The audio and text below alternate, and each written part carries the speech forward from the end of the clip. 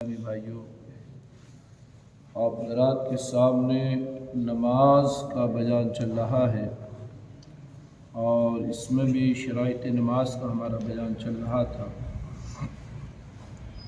شرائط نماز میں سے نیت کے اوپر آپ حضرات سے بات چیت چلی اور کافی دوسرے اور مسائل بھی ہمارے سامنے آئے، ان کو بھی بتانے کی کوشش کری۔ اور بھی اس کے علاوہ نیت کے بہت سارے مسائل ہیں جو فقہاء کرام نے کتابوں کے اندر تحریر فرمائے ہیں، خاص کر جو اردو میں جو کتاب ہے بہار شریعت، تو اس کے اندر بڑے پیارے اور بہت اچھے انداز میں نماز کے مسائل موجود ہیں۔ آج جو ہمارا ذکر ہے وہ نماز کی چھٹی شرط تکبیر تحریمہ ہے۔ اچھا، میں نے شروعات میں یہ کہا تھا آپ سے کیا کتنی شرطیں آپ حضرات کے سامنے بتائی تھی کہ شرائط نماز کتنے ہیں؟ 6 شرائط نماز ہیں، اور 6 ہی جو ہیں وہ فرائض نماز ہیں۔ تو بعض علماء اکرام نے یہ جو تکبیر تحریمہ ہے تو اس کو فرائض نماز میں داخل کیا ہے، اس کو فرائض نماز میں داخل کیا ہے، کیونکہ اس کے کہتے کے ساتھ ہی جب بندے نے اللہ اکبر کہا تو اس کی نماز شروع ہو گئی، اس کی نماز شروع ہو گئی۔ اچھا، جو اس کے علاوہ جو 5 شرائط جو گزرے ہیں، 5 جو شرطیں گزری ہیں، وہ تکبیر تحریمہ سے پہلے ہونا شرط ہے۔ تکبیر تحریمہ سے پہلے ان کا پائے جانا شرط ہے۔ اگر تکبیر تحریمہ ہم نے کہہ دیا، اللہ اکبر کہہ کر نیت باندھ دی، اور ان 5 شرطوں میں سے اگر کوئی ایک شرط نہیں پائی گئی، کوئی ایک شرط نہیں پائی گئی تو اس کی نماز شروع ہی نہیں ہوئی، اس کی نماز شروع نہیں ہوئی۔ مثال کے طور پر ہمارے کپڑے ناپاک ہیں، تو اب اللہ اکبر ہم نے کہہ لیا تو نماز ہی شروع نہیں ہے۔ جب کپڑے لباس ہی پاک نہیں ہے تو نماز کہاں کو شروع ہے؟ یا ہم ایسی جگہ نماز پڑھ رہے ہیں کہ جہاں ناپاکی ہے، جیسے گھر کے اندر ہم نماز پڑھتے ہیں تو بچہ وغیرہ پیشاب کر دیتا، تو وہاں اگر ایسی جگہ ہم نماز پڑھ رہے ہیں اور ہمارے پاؤں کے نیچے وہ ناپاکی آئی ہوئی ہے تو پھر بھی نماز شروع نہیں ہوئی۔ یعنی جو شرطوں کا بیان گزرا ہے وہ تکبیر تحریمہ سے پہلے ہونا شرط ہے، اس کے علاوہ نماز نہیں ہوگی اگر وہ شرطوں میں سے کوئی بھی کمی پائی جائے گی۔ اچھا، تکبیر تحریمہ کا فرائض نماز کے ساتھ اتنا اس کا قرب ہے، اتنا قریب ہے یہ کہ علماء اکرام نے پھر کہا کہ بھائی یہ جو ہے یہ فرائض نماز میں داخل ہے۔ اچھا، فرائض نماز اس کو اگر لگایا جائے تو 7 فرائض نماز ہے، تکبیر تحریمہ کو لگایا جائے، تکبیر تحریمہ کو لگایا جائے۔ آپ ان کو سماعت فرمائیے، پھر انشاءاللہ میں تکبیر تحریمہ کے مسائل آپ حضرات تک پہنچانے کی کوشش کروں گا۔ تکبیر تحریمہ کو لگانے کے بعد 7 فرائض نماز ہے، اور تکبیر تحریمہ کو اگر ہٹا دیں ہم تو 6 ہے۔ نمبر 1 تکبیر تحریمہ، نمبر 2 قیام، کیا ہے؟ قیام، یعنی کھڑے ہو کر نماز پڑھنا، کھڑے ہو کر نماز پڑھنا۔ اور تیسرا مطلب یہ ہے کہ تیسرا جو ہے وہ ہے قرات، یعنی جب ہم نے کھڑے ہو گئے اللہ اکبر بھی کہہ دیا، پھر ہمیں قرات کرنی ہے، الحمد شریف پڑھنا ہے، اس کے بعد میں جو بھی سورت ہمارے یاد ہے وہ سورت ہمیں پڑھنی ہے۔ انشاءاللہ اس قرات کے اور قیام کے ان کے مسائل آگے آپ سماعت فرمائیں گے۔ چوتھا جو ہے وہ رکوع ہے، 5واں سجدہ ہے، چھٹا جو ہے قائد آخرہ، قائد آخرہ ہے، اور 7واں جو ہے خروج بسنع، یعنی یہ 7واں ہے۔ یہاں اتنے جو ہیں یہ فرائض نماز ہیں۔ یعنی نماز کے اندر داخل ہیں، یہ سب اندر والے، ان کا تکبیر تحریمہ کے بعد سب کا پائے جانا فرض ہے اپنی اپنی جگہوں پر۔ اگر ان میں سے کسی کی کمی ہو جائے، یہ جو میں نے آپ کو بتائے ہیں، جو یہ 7 جو ہیں تکبیر تحریمہ ہم نے کہہ دیا، یہ تکبیر بہت سارے لوگ کیا کرتے ہیں، وہ بھولے سے کانوں تک تو ہاتھ اٹھا لیتے ہیں، مگر ایک بار ایسا بندے کو ہو جاتا ہے گمان کہ وہ تکبیر تحریمہ نہیں کہہ پاتا، تکبیر تحریمہ ایسا ہو جاتا، تو اگر تکبیر تحریمہ اس کی بھولے سے رہ گئی تب بھی اس کی نماز شروع نہیں، بھولے سے بھی اگر رہ جائے گی تب بھی نماز شروع نہیں ہوئی۔ اچھا، اب یہ جو قیام وغیرہ ہے تو ان کے انشاءاللہ مسائل میں آگے بتاؤں گا۔ یہ تکبیر تحریمہ جو ہے نماز جنازہ کے اندر رکن ہے، نماز جنازہ میں رکن ہے، باقی نمازوں میں یہ شرائط نماز کے اندر داخل ہے، شرائط نماز یا فرائض نماز میں۔ اچھا، تکبیر تحریمہ یعنی اللہ اکبر کہہ کر نماز شروع کرنا۔ تکبیر تحریمہ کیا ہے؟ اللہ اکبر کہہ کر نماز شروع کرنا، حالانکہ نماز کے دیگر ارکان کی ادائیگی اور انتقال بھی اللہ اکبر سے کہا جاتا ہے۔ یہ جو شروع بعد میں ہم نے اللہ اکبر کہی تو اس کو کیا کہتے ہیں؟ تکبیر تحریمہ۔ اچھا، اب اس کے علاوہ تکبیر تحریمہ کے بعد جب ہم رکوع میں جائیں گے تو اس کو بھی تکبیر کہتے ہیں، اس کو بھی تکبیر کہتے ہیں۔ رکوع کے بعد میں مطلب یہ کہ سمیع اللہ لمن حمدہ کہتے ہوئے کھڑے ہوئے، پھر ہم سجدے میں گئے، 2 سجدوں کے درمیان جہاں جہاں ہم نے اللہ اکبر کہا تو تکبیر تحریمہ کے علاوہ جتنی جگہ بھی اللہ اکبر کہا جائے گا اس کو کیا کہتے ہیں؟ اس کو تکبیر انتقال کہتے ہیں۔ کیا کہتے ہیں؟ وہ کیا ہے؟ وہ تکبیر انتقال ہے۔ یہ بہت سارے لوگ جو گمان کر لیتے ہیں نا کہ انتقال کر گئے تو بات ختم ہو گئی،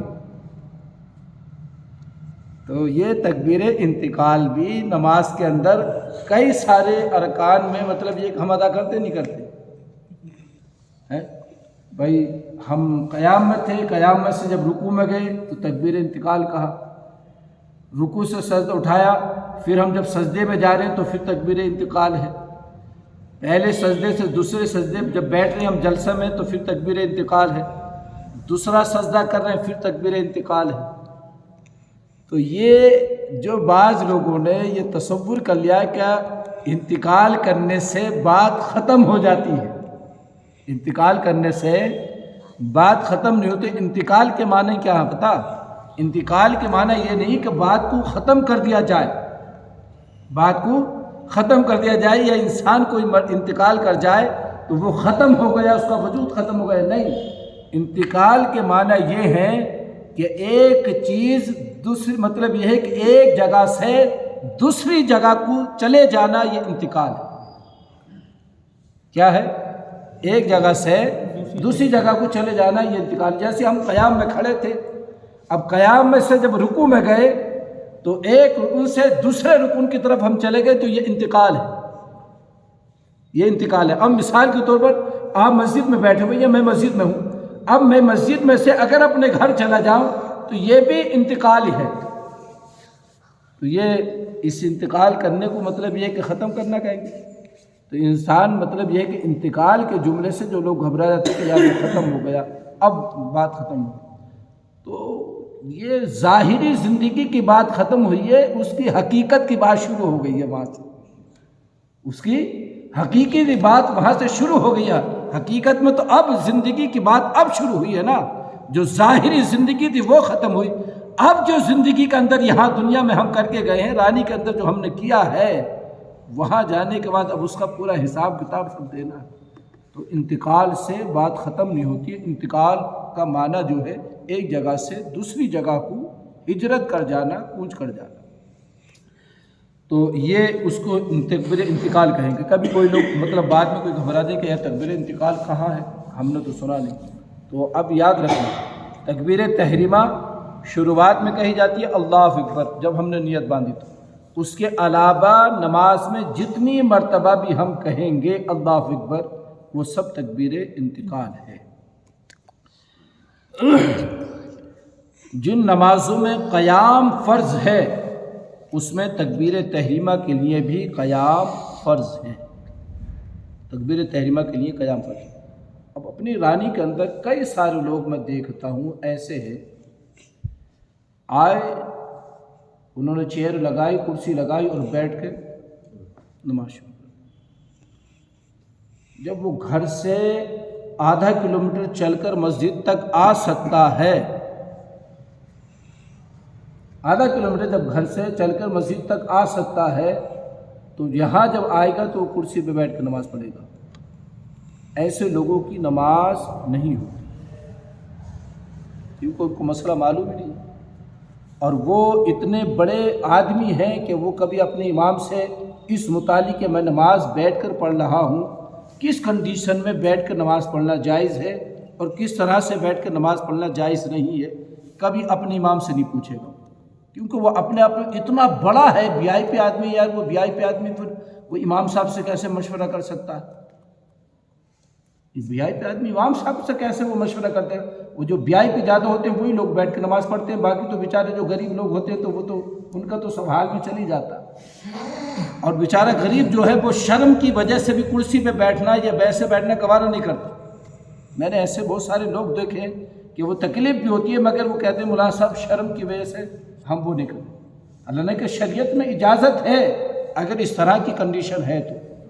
اب یہ جو تکبیر تحریمہ ہے، جیسے ابھی آپ نے فرض نماز، ہم تو نے فرض نماز کرتے، تو حکم شرعی یہ ہے، حکم شرعی اصل حکم شرعی یہ ہے اگر ہمارے پاس اتنی طاقت ہے کہ ہم دیوار کے ٹیکے سے کھڑے ہو جائیں، کہا کہ دیوار کے ٹیکے سے کھڑے ہو کر اللہ اکبر کہہ سکتے ہیں، تو اگر اس انسان نے دیوار کے ٹیکے سے کھڑے ہو کر اللہ اکبر کہہ سکتا ہے اور اس نے ایسا نہیں کیا، ڈائریکٹ بیٹھ کر نماز پڑھ لی، تو اس کی نماز نہیں ہے، اس کی نماز نہیں ہوگی. اب بتائیے کتنے لوگوں کی نمازیں خراب ہو رہی ہے نہیں ہو رہی؟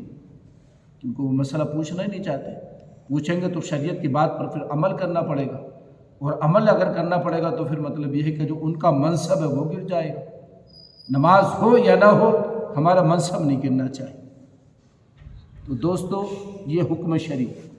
اگر ہمیں مطلب یہ ہے کیا حکم ہے کہ اگر آپ تکبیر تحریمہ کھڑے ہو کر کہیے، اللہ اکبر کہیے، آپ کو چکر آتے ہیں یا آپ مطلب یہ ہے کیا رکوع نہیں کر سکتے، جیسے لوگ رکوع کرتے نہ آپ کی کمر میں کوئی تکلیف ہے، تو آپ اللہ اکبر کہہ کر نیت باندھ لیجئے. اور جب تک مطلب یہ ہے کہ امام صاحب قیام میں ہے آپ بھی قیام میں رہیے، یا جب تک آپ قیام کر سکتے ہیں قیام میں رہیے، اور جب رکوع کریں تو آپ کرسی پہ بیٹھ جائیے. آپ جب رکوع کریں تو آپ کرسی پہ بیٹھ کر مطلب یہ کہ رکوع ادا کر لیجئے. ایسا ہو سکتا ہے؟ نہیں ہو سکتا. مگر ایسا کوئی بھی کرسی پہ بیٹھنے والا نہیں کرتا، کوئی بھی نہیں کر سکتا. ان سے اگر آپ بتاؤ گے نا مولانا صاحب گھٹنوں میں درد، ارے اللہ کے بندے گھٹنوں میں تو درد ہے مگر 1 کلومیٹر تو گھر سے چل کے تو آ گیا نا مسجد تک. خالی اللہ اکبر کہنے میں ہی تیرے گھٹنوں میں درد ہے، اللہ اکبر کہنے میں ہی خالی گھٹنوں میں درد ہے، تو بتاؤ ان کی نمازیں ضائع ہو رہی ہیں نہیں ہو رہی؟ کتنے لوگوں کی نمازیں ایسے ضائع ہو رہی ہیں. ہم مسئلہ نہیں سیکھتے اور علماء سے بات نہیں کرتے.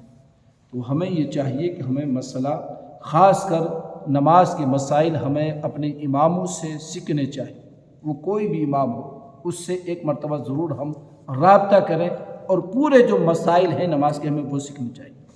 اچھا کسی انسان نے بہت ساری جگہ ایسا ہو جاتا ہے کہ جب ہم امام صاحب کے ساتھ میں نماز پڑھ رہے ہیں تو امام صاحب نے جب نیت باندھی نا اللہ اکبر کہہ کر نیت باندھی تو پیچھے والے بھی نیت باندھتے ہیں، مگر بعض لوگ اتنے فاسٹ ہوتے ہیں کہ وہ امام کے ساتھ ہی اللہ اکبر شروع کرتے ہیں، امام کے ساتھ اللہ اکبر انہوں نے شروع کیا اور امام نے اللہ اکبر امام صاحب نے لمبا کیا اور انہوں نے تیزی کے ساتھ، ابھی امام صاحب کا اللہ اکبر پورا نہیں ہوا تھا، مقتدی نے تیزی کے ساتھ اللہ اکبر کہہ کر نیت باندھ لی، تو اب اس کی نماز امام کے پیچھے ضائع کرے گی۔